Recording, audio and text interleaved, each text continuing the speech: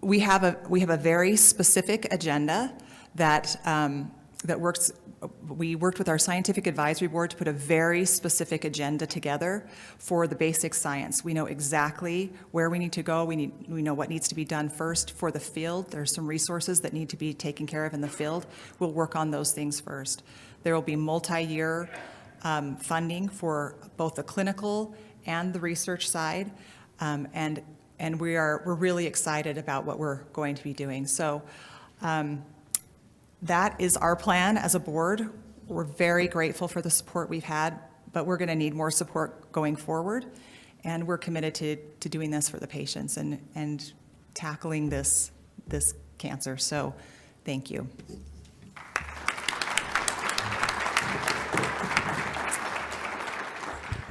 I am going to introduce our next speaker. This is Steinunn Olina Thorsteinsdottir. She was born and raised in Reykjavik, Iceland, where she currently resides. Steinunn Olina is an actress, a writer, an editor, a mother of 4, and the widow of actor and cholangiocarcinoma patient Stefán Karl Stephensen, who passed away on August 2018.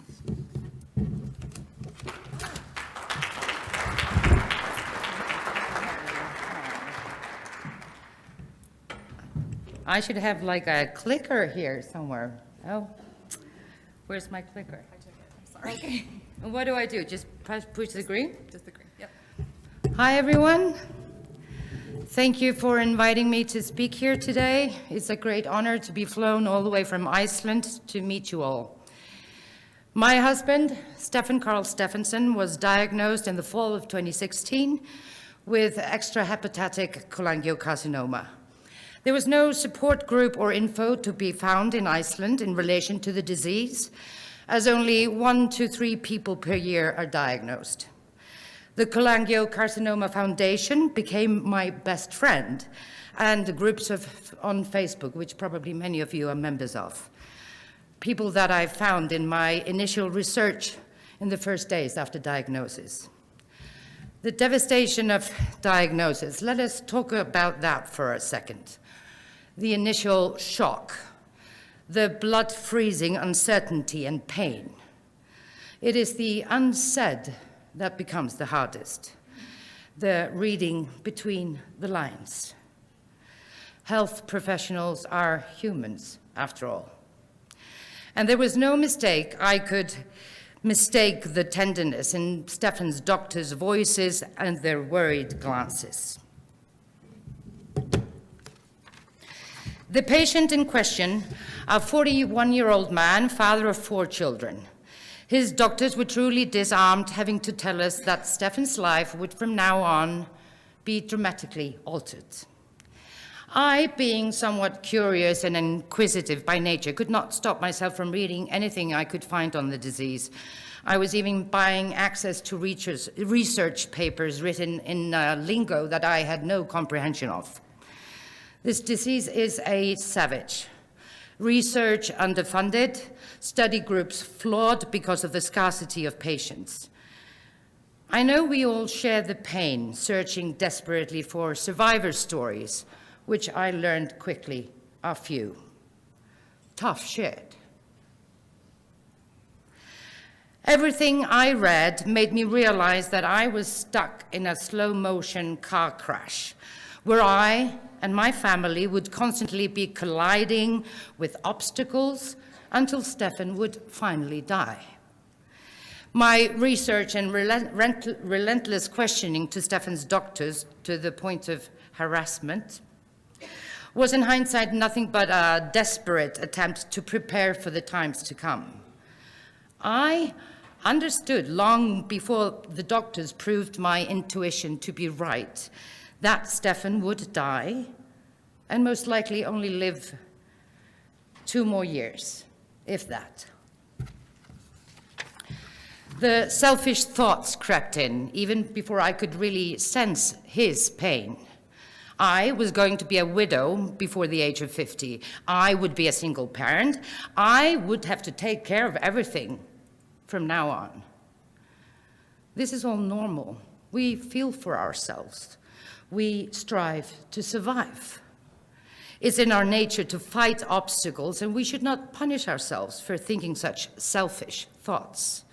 After all, we are the ones who are going to be faced with the consequences.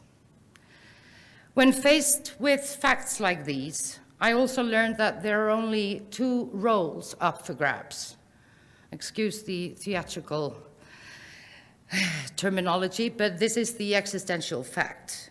You can decide to let the excruciating pain and fear crumble you, drain you of your life force, strength, and might, and turn into a sobbing martyr, a lifeless victim of circumstance, or you can attempt to fight against all odds, like the childlike hero, made only of muscle and vigor, who doesn't allow himself to sit down and dwell in the arms of death. The hero that clings on to life at all costs. I chose the latter, and I truly believe that this is fundamentally a choice you have to make, especially when you have young children to tend to. You really have no other choice. You play the hero, and believe me, that is the easier part to play.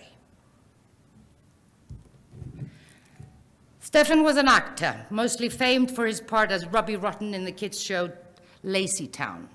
He was a loved celebrity, and Icelandic newspapers were quickly to pick upon his hospitalization. We jointly decided to speak publicly about his condition. First and foremost, to protect his children from friends and strangers based on muddled hearsay. I cannot describe the outpouring of love and kindness that we received after the initial public statement. It was physically palpable, even though kindness and empathy cannot be measured by science yet. Personally, it was like someone had made me an incredibly beautiful warm blanket to guard me through the terrifying times that I was living. Stefan and I only told of what we knew, what we feared, and how we intended to survive. The relief of not carrying this burden in secrecy was incredibly powerful.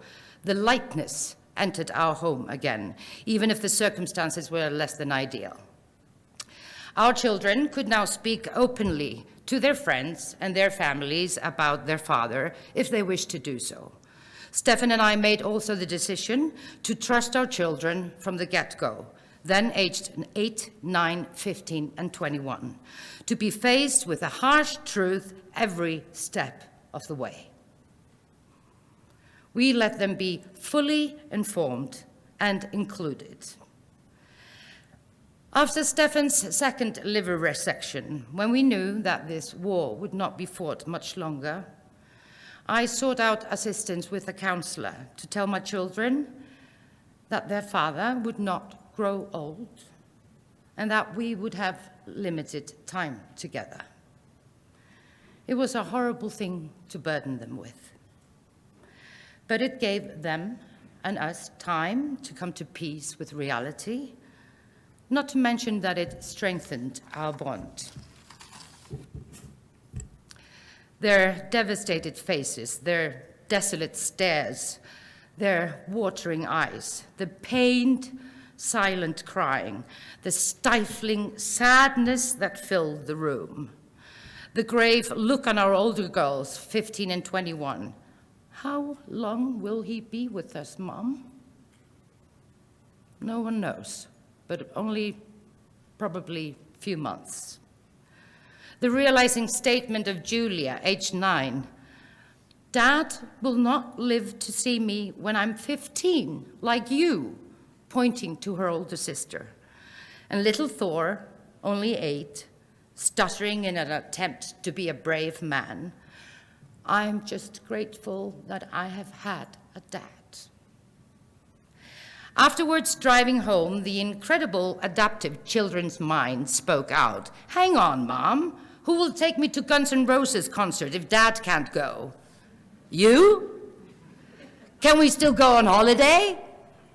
Can we have friends over even if he's dying? Mom, does this mean that we will at some point have a new dad? Young children are so closely grounded in their ego that everything becomes about, how will this situation affect me? And this should not be repressed, in my opinion, and never should young children be discouraged to tend to themselves first. They cannot take on the burden of worrying about us, adults, and they shouldn't. I saw all of their speculations about their future as positive. They were fully aware, apparently, that though Dad would leave us, they still had a long future ahead of them. With an aid of a counselor, I was also encouraged to keep the children as much in their routine as possible, and to encourage them to live and enjoy life like normally.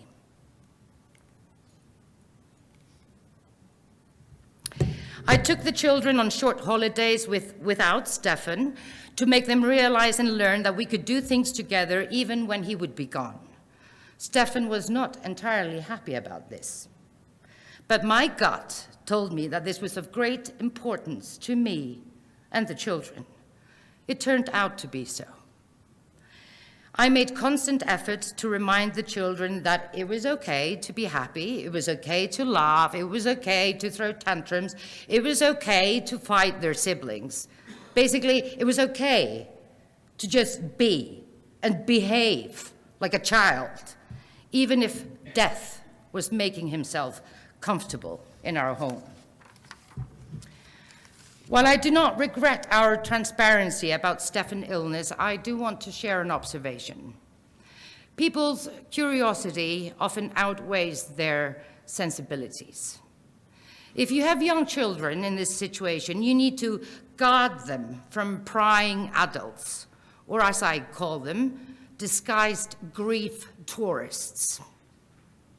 People who want to express their sympathy, but end up doing harm.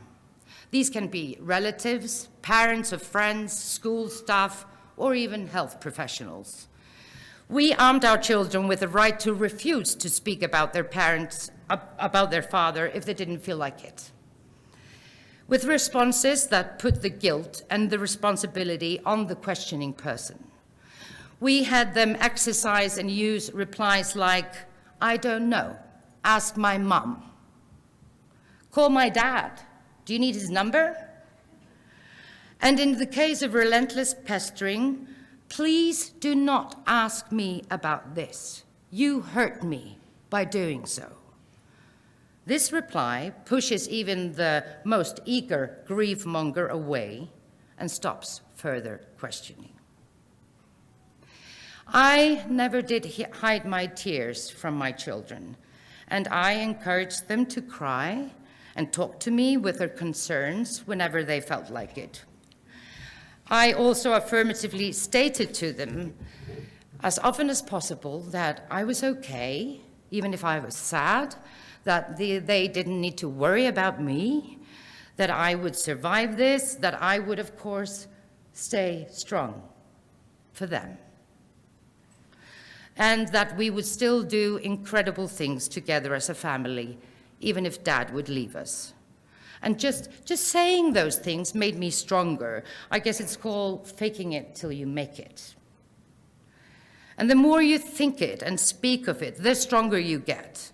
We are really simple when we're faced with such trials, and our minds can be shaped by our actions and intentions. Being sober was also of great importance to me. I made a conscious decision to let tranquilizers and sleeping pills not enter my life during this often sleepless and worrying times. I have a doctor friend who said to me, "If you can get through this sober, your recovery is going to be a lot easier." And at the time, I just thought, I'll take anything that has the word easier in it. The truth is that there is no shortcut out of this hell. There is no escape ladder. You have to live through it day by day, and with a sober mind, the grieving process starts long before the loved one has passed, and you can come to terms with what lies ahead.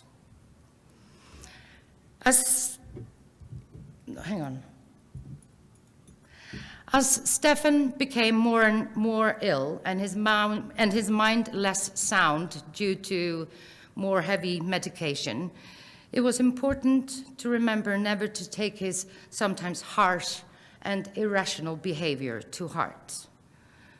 The devastating sadness that the young person who is dying and experiencing is not for us to judge.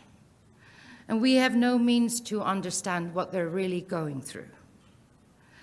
The dying person will express fear, aggression, euphoria. They'll be unpredictable, judgmental, but they will also show unfathomable gentleness and express gratitude of such magnitude you really don't think you're worthy. My advice to you, please just let it run through you like water. None of this is to be taken personally. It is the dying heart who is speaking and fighting. It was also important to repeat to my children daily in the last weeks that Dad was not himself anymore. And I said to them, if he pains you by saying unkind or harsh words, it's not because he wants to hurt you. It's because he's not longer in control of his mind. To caregivers that are now tending to their loved ones, I want to say a brief word about self-care. You're going to be constantly hearing the phrase, you have to take care of yourself, you mustn't forget yourself, you have to think about yourself first. And yes, you have to take time to meet friends, get out of the house and tend to your health in any way you normally do. But the key factor to my self-healing was taking care of Stefan and the children, to give my ego, my big ego, a long-needed rest. I learned that there is true gratification to be had in devoting your time and strength to taking care of your loved ones, because caretaking gives you a sense of purpose, and isn't that what we're all striving for? Caretaking gives you a much-needed break from yourself. Household chores can keep you sane and cost you a lot less than psychotherapy. I realized that I was privileged to be able to work less and devote my time to caretaking. It was the biggest gift that I have received, because when ultimately that dreaded day came and my loved one was no more, I felt a strange sense of accomplishment and truce with myself, even though I was knee-deep in a puddle of grief. I knew that I had done my best, even if I, or anyone else for that matter, could not have saved his life. Thank you for listening. I'm happy to talk to anyone who would like to chat with me. My email is here. You can see I have the cholangiocarcinoma tattoo on my middle finger for an obvious reason. I'm happy to share my experience if it can be of help to anybody or that is fighting or dealing with lethal diseases. Thank you very much.